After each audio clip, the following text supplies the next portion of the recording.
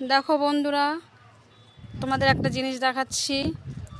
তো দেখো, এই গাছগুলো কেটে দিচ্ছে আমার বর। সকালবেলা নতুন মানে চারাই নিয়ে এসছে, আর সকালে গাছগুলোয় জল দিয়েছি। এখন এই গাছগুলো দেখো কেটে দিচ্ছে, আমার তো খুব কষ্ট হচ্ছে। এখন দেখো মাটিটা তৈরি করা হয়ে গেছে।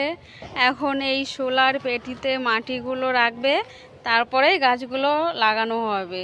এখন আমারই খাটনিটা বেড়ে গেছে, জল দিতে হবে রোজ দুবেলা করে।